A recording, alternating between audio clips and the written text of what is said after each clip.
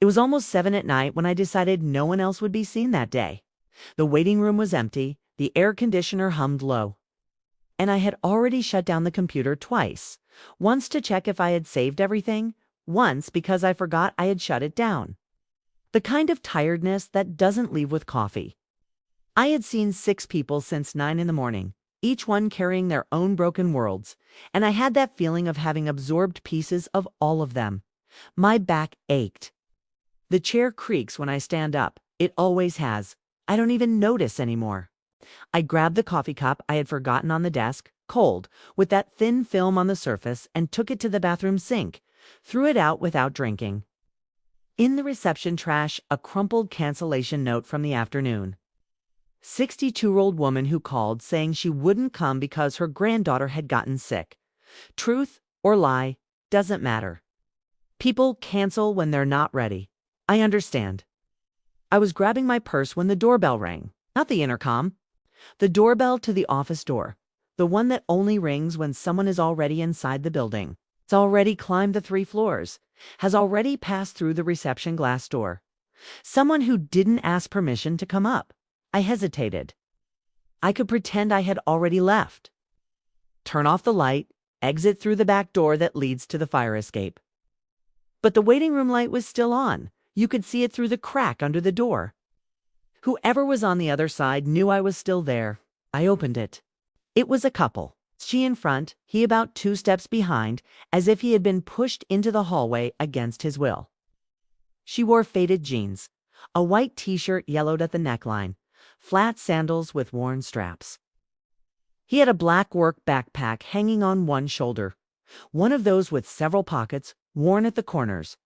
Both must have been in their early 30s. Tired faces, but not old. Tired from something else. She spoke first. She got straight to the point, told me she knew I must be on my way out, that she knew, but that they really needed to talk to someone today. Just today. Just this once.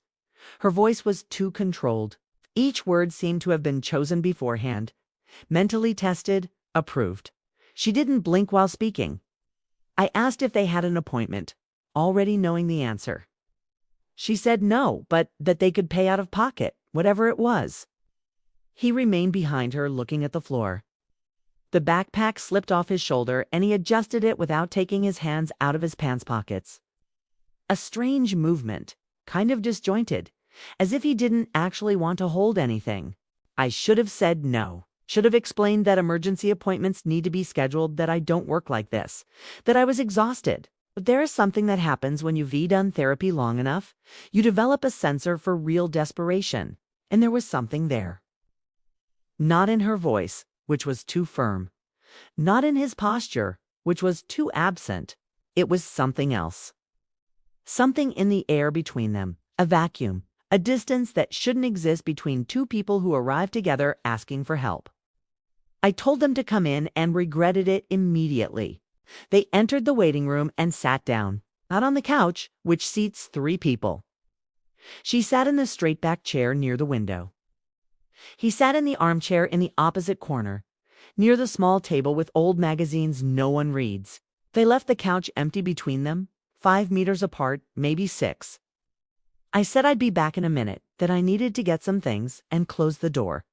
Actually, I needed a second to think. I looked at the clock on the office wall. 7:08. If I kept it quick, half an hour, 40 minutes maximum, I could still catch the subway before the evening rush hour. Empty subway is subway that doesn't make you question all your life choices. I came back with a clipboard and pen. They were still in the same places, but now both were on their phones, not looking at each other, not talking, just scrolling. And then I noticed they both checked the screen at the same time. It wasn't coincidence, it was synchronicity, as if they had coordinated it, as if there was an invisible timer between them. I called them into the office. They stood up. She put her phone in her purse, a beige fabric purse with a pen stain on the side. He left his phone in his front pants pocket, but kept his hand over the pocket as if he needed to feel the weight there. They entered the office and this time sat on the couch, together, not pressed together, but side by side, about 30 centimeters between them. She crossed her legs, he spread his legs. knees apart, elbows resting on his thighs. She had nail polish on her nails, dark red, but chipped at the tips. He bit his nails. You could tell by the way his fingers ended, smooth, too short, no moons. I grabbed my chair, adjusted the distance between us. Not too close, not too far. Enough so they wouldn't feel invaded, but not so far that it seemed like they were on trial. I started with the basics. I needed to know their names. She answered quickly, said her name was Jenny. He took a second, said Michael. I asked if they were married or dating, and she answered they were married. I wanted to know for how long. She looked at him. He looked at her. It wasn't a look of complicity. It was a look of verification, as if one needed to confirm with the other what the right answer was. He said 7 years. She repeated, 7 years. I wrote it down. 7 years. Marked it with an asterisk. Later, I would remember why. I asked what brought them there that night. Jenny drew in breath slowly, as if preparing to dive. She told me she had been forgetting things. I asked the obvious question, what kind of things? She talked about daily details, where she left her keys, if she had locked the door, if she had eaten. She paused, then talked about places they frequented regularly. And suddenly she would look and not recognize them. Michael shifted on the couch, adjusted the backpack that was on the floor between his feet, but stayed quiet. I asked when this had started. She said it had been about 3 months, more or less. I repeated slowly while writing it down, about 3 months, and wanted to know if she had seen a doctor. She said yes, that she had done tests, MRI, even an EEG. Everything normal. The neurologist suggested she see a psychologist, that it could be stress, anxiety, something emotional. I looked at Michael. He remained quiet, but his eyes were fixed on Jenny while she spoke. It wasn't the look of someone worried. It was the look of someone checking if each word was being said the right way. I asked how he was dealing with all this. He straightened his back, ran his hand through his hair, and told me he was worried, obviously. That it was scary to see the person you love forgetting things, getting lost, becoming confused. He said he tried to help remind her of things, but that sometimes he felt he was failing, that he should do more. The answer was good, sensitive, articulate, maybe too articulate. Jenny looked down at her own hands, the nails with chipped polish. She started picking at one of the nails with her thumb, trying to pull off a piece that was loose. I asked her how it was for her emotionally to go through this. She lifted her face and looked at me. Her eyes were moist, but not quite tearing. She told me it was terrifying. That it was like she was losing pieces of herself. That she was afraid of waking up one day and not knowing who she was. That she was afraid of forgetting Michael. Of forgetting the life they had built together. Silence. I wrote it down. Terrifying pieces. Afraid of forgetting Michael, but while I was writing, something bothered me. It wasn't what she said, it was how she said it. It was the choice of words, pieces of herself, life they had built together. Phrases that seem genuine, that are genuine when someone is really suffering, but that are also phrases that anyone would imagine someone in this situation would say. I nodded, said I understood and that we would work on this together. I explained that I would need a few sessions to better understand the situation, that we would go slowly, without pressure. Michael asked if we could schedule right away for the following week, that they wanted to resolve this quickly. Jenny agreed, said the sooner the better. I grabbed my calendar, offered a date. They accepted without hesitation. I explained how the fees worked, the cancellation rules, confidentiality. They nodded, said they understood. They stood up, thanked me, left. When the door closed, I sat there looking at the notes. Something was wrong. It wasn't anything obvious. Wasn't anything I could name right there in that moment. But after years doing this, you learn to trust the feeling that stays in the room after the person leaves. And the feeling that remained wasn't sadness, desperation, fear. It was performance. I went back to the notes. Read again. 7 years of marriage. Jenny forgetting things for 3 months. Normal tests, the two of them too synchronized. Rehearsed answers. The way she talked about the fear of forgetting Michael, but without looking at him while saying it. I grabbed the pen and wrote in the corner of the page in small letters, just for me. Check chronology. Observe body language. Something doesn't add up. I turned off the light, grabbed my purse, and left. On the subway, empty as I had hoped, I kept thinking about the couple. The distance between them in the waiting room, forced proximity on the couch. The way they checked their phones at the same time. There was something wrong with the way he looked at her. It wasn't anger, it wasn't indifference, it was rehearsal. I spent the week thinking about them. Not all the time, of course. I had other patients, other demands, other lives to hold. But in random moments, in traffic, washing dishes, waking up at dawn, the image of them came back. The empty couch in the waiting room, the synchronized hands on the phones. It's the asterisk I'd placed next to the 7 years of marriage without knowing why. The night before the next session, I reviewed my notes, prepared some questions. Nothing confrontational, nothing that seemed like investigation. Just open questions, the kind that invites the person to talk more, to reveal themselves without realizing it. They arrived on time, punctually. This time, they sat together in the waiting room on the couch that had been empty the first time.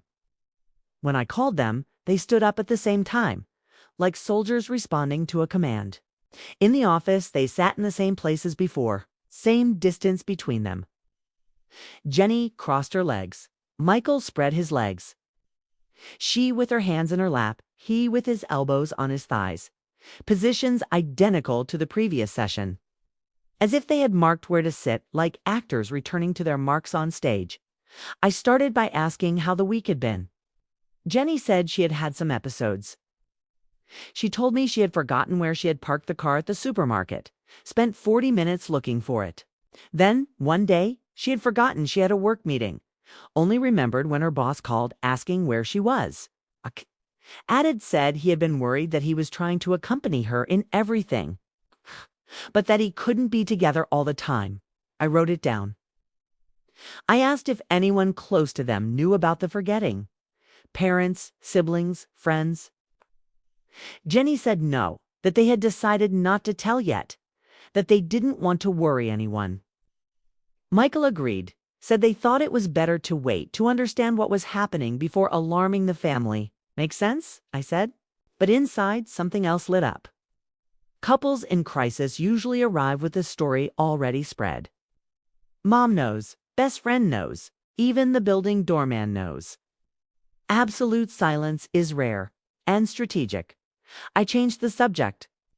Asked about their history, how they met when they decided to get married, what daily life was like before the forgetting started. Michael took over the narrative, told me they met at work, that Jenny joined the company where he already worked, that they became friends first, then started dating, got married after 2 years, moved to a small but cozy apartment. Didn't have children, but were thinking about it someday. Jenny listened silently, occasionally nodded, agreed with a detail, but didn't add anything, didn't correct, didn't expand. It was as if he was reading the relationship's resume and she was just checking if everything was correct. I directed a question to her, wanted to know how it had been for her. The change from friendship to dating with Michael, if it had been natural, if she had had any doubts. She blinked, took a second, and said it had been very natural, that she always knew he was special. Beautiful words. Empty. I asked if she remembered the first kiss. She smiled, said she remembered that it had been after a company happy hour at her building entrance. Michael smiled too, said it had been a bit awkward, but that it had been perfect. They looked at each other. For the first time, there seemed to be something genuine there. A shared memory, a real moment. But then I realized the memory was real. The rest, maybe not. I continued. Asked about their daily life. Who cooked, who cleaned, who took care of the bills. Michael said they split everything, that they tried to be very partners. Jenny agreed, but added that lately she had forgotten to pay some bills, and that Michael had taken that over to avoid problems. I wrote it down. Lately, 3 months. Convenient forgetting.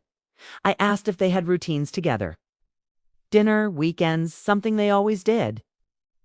Jenny said they used to watch series at night, that it was their moment.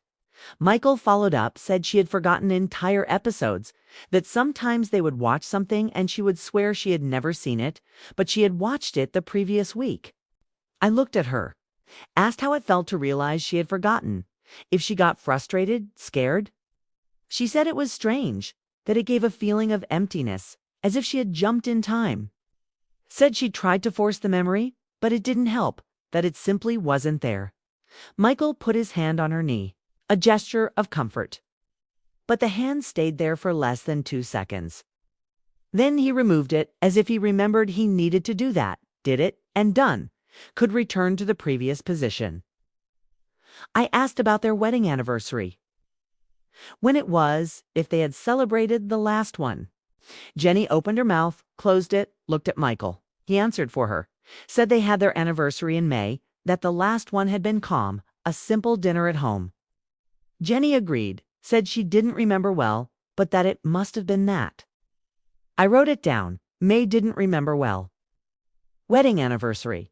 But something was wrong with the sentence. It wasn't the content. It was the grammar.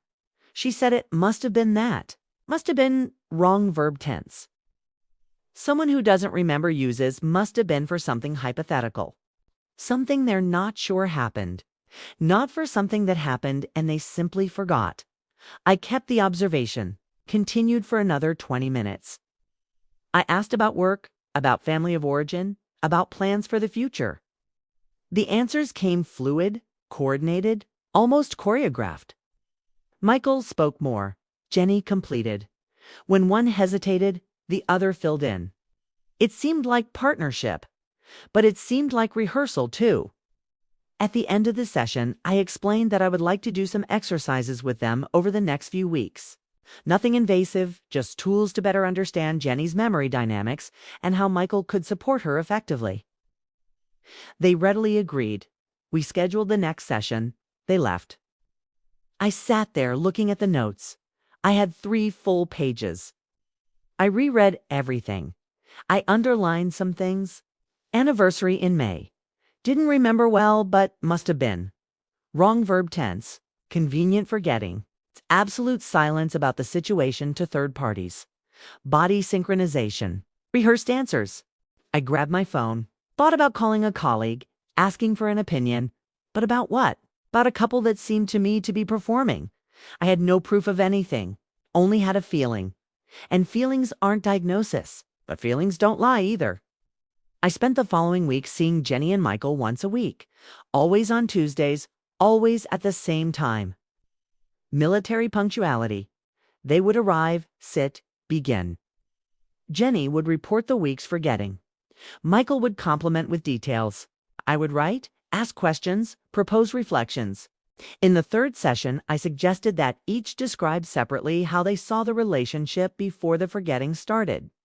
Michael went first, said they had a solid relationship, that they respected each other, that they had complicity.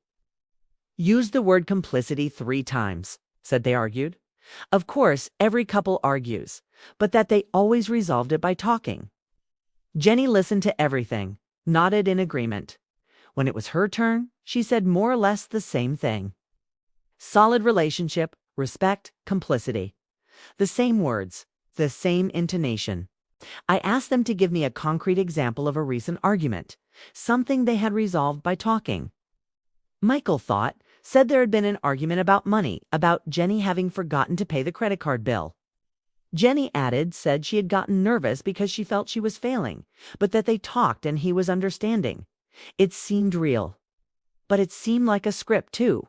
In the 4th session, I proposed an exercise. I asked each to write 3 emotional memories of the relationship. Moments that were important, that marked them. They didn't need to be big events, could be details. I gave them paper and pen. They wrote in silence. Michael finished first. Wrote about the first kiss, about the marriage proposal, about a trip they took to the coast in their 2nd year of dating. Jenny finished shortly after. Wrote about the first kiss, about the marriage proposal, about the same trip to the coast. I asked them to read aloud. Michael, read. The description of the first kiss was full of details.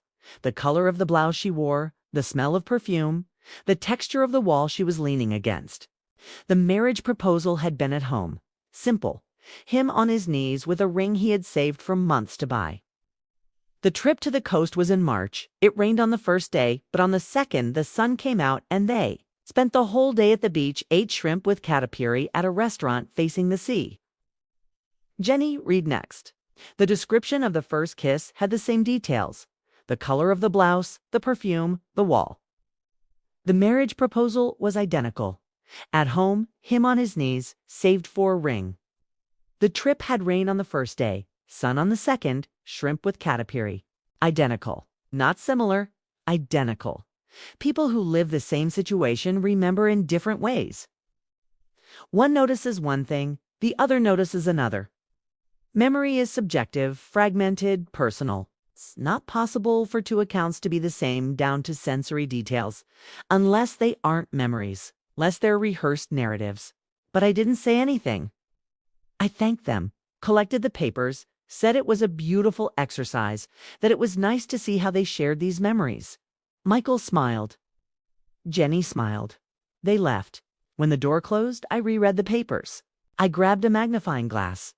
Yes, I have a magnifying glass. Sometimes it's useful and compared. The handwritings were different, of course. But the structure of the sentences was the same. The rhythm was the same. Even the punctuation was similar. I grabbed my notebook and went back to the first session. Reread everything. Got to the asterisk next to the 7 years of marriage. Finally understood why I had marked that. Because when I asked how long they had been married, they had to look at each other to confirm the answer. No one looks at their spouse to confirm how long they've been married. Right? You might round up, might be off by a few months, but you don't need confirmation, unless you're following a script. And need to make sure you're saying the right line. I closed the notebook, leaned back in the chair, looked at the ceiling. I had two options: confront or investigate more. Confronting was risky. If I was wrong, it would destroy therapeutic trust. If I was right, they would deny it, would leave, and I would never know the why of it all. Investigating was unethical. Maybe, but it was also my job. Understanding what was really happening to be able to actually help. I decided to investigate. In the 5th session, I changed the approach. I stopped asking about the forgetting, stopped talking about memory. Instead, I proposed an emotional reconnection exercise. I explained that, regardless of the forgetting, it was important that they strengthen the bond, that they create new moments, without the pressure of remembering the past. They liked the idea. Michael said it made sense, that maybe they were focusing too much on the problem and forgetting to live. Jenny agreed, said she wanted to feel present, not stuck in what she had forgotten. I proposed they make a timeline of the relationship. Not to test memory, but to visualize the trajectory. I asked each to do theirs, at home, without talking to the other. Only later would we compare. They accepted. In the next session, they brought the timelines, large sheets, folded. I opened Michael's. It was detailed. It started with the date they met, continued with important dates. First kiss, first trip, official dating request, moving in together, marriage proposal, wedding anniversaries. Under each date, a short sentence describing what had happened. I opened Jenny's. It was detailed too. The same dates, the same sentences. Not identical word for word, but identical in structure, in content, in meaning. I placed both sheets side by side on the coffee table, looked at them, asked if they had talked about the exercise at home. They said no, that each had done theirs separately, as I had asked. I pointed to the timelines, said it was interesting how they coincided. Michael shrugged, said it made sense that they were the same events. Obviously, they would put the same things. Jenny agreed, but then I asked a simple question. Asked why they both had put exactly the same commas between dates. Why the spacing between one event and another was proportional. Why even the color of the pen used to highlight certain events was the same. Silence. Michael blinked. Jenny looked down. I didn't accuse, just observed.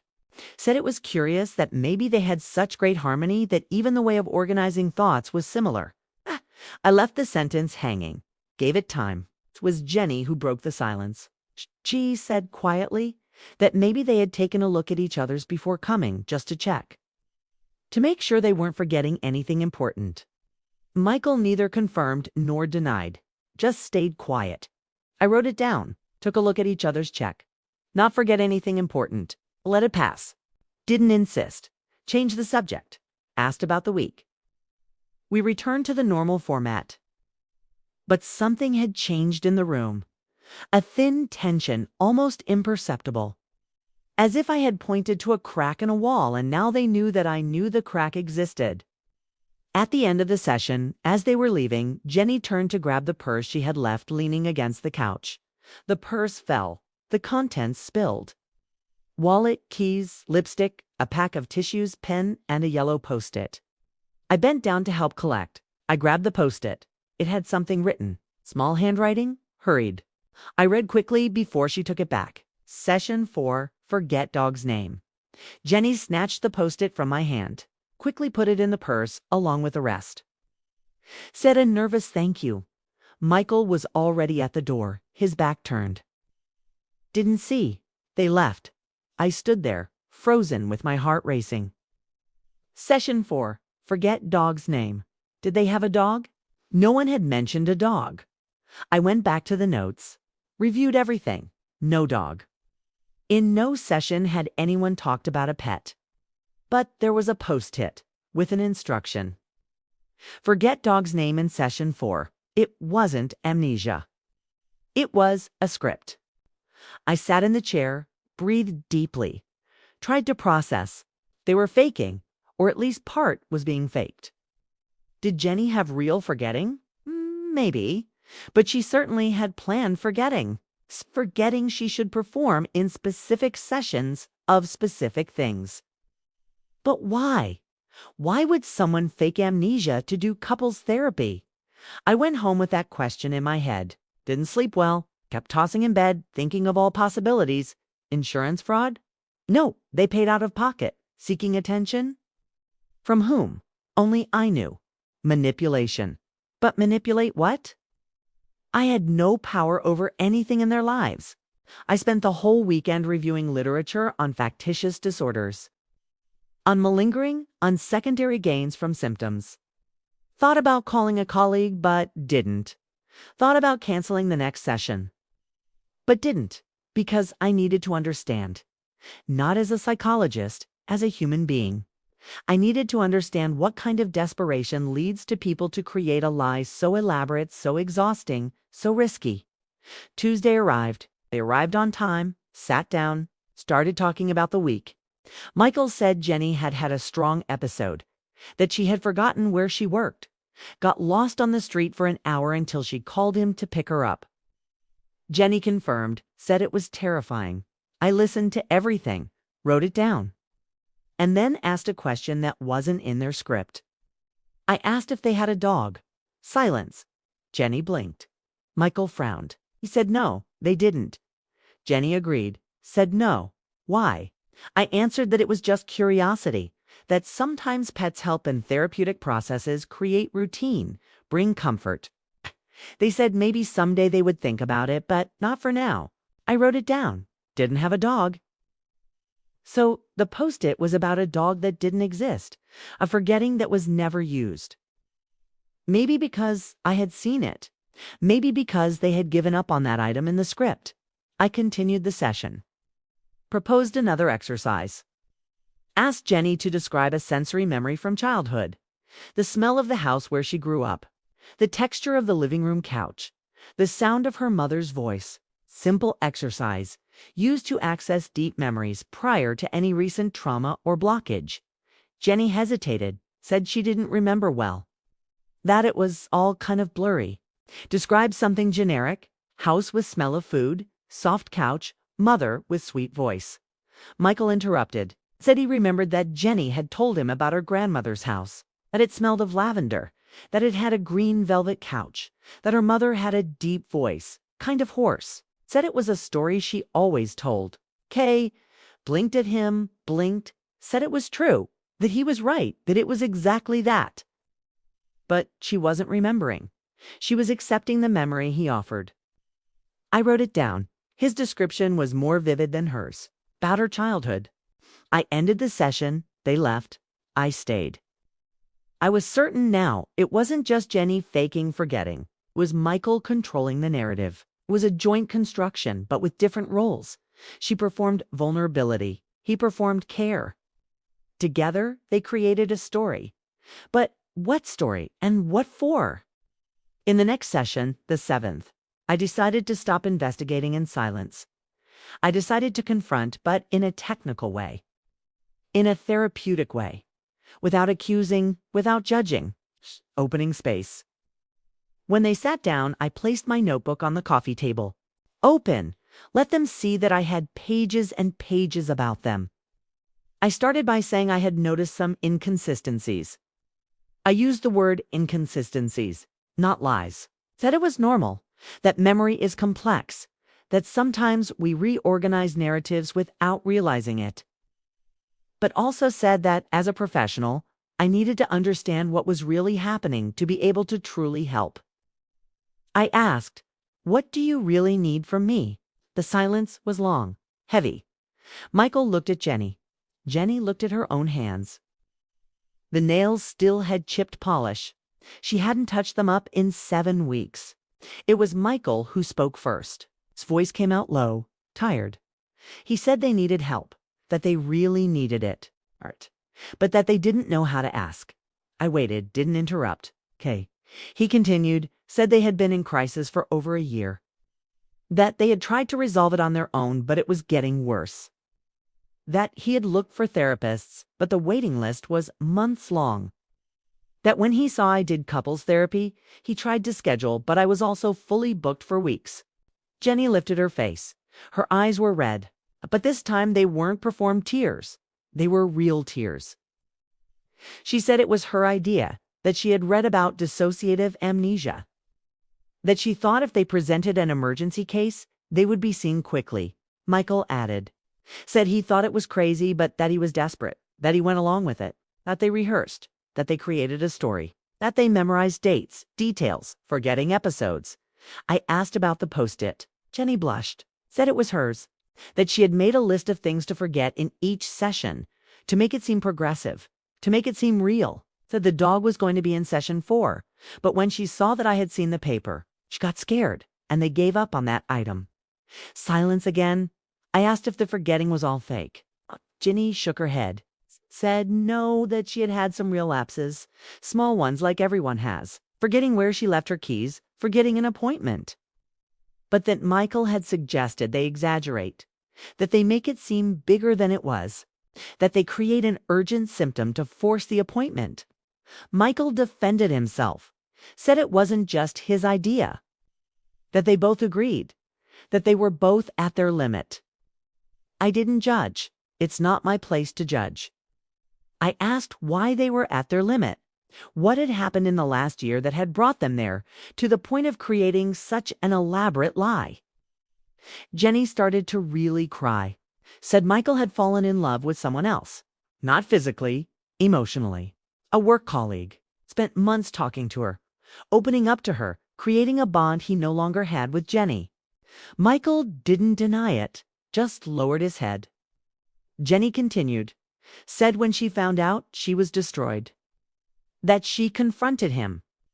That he said nothing had happened, that it was just friendship.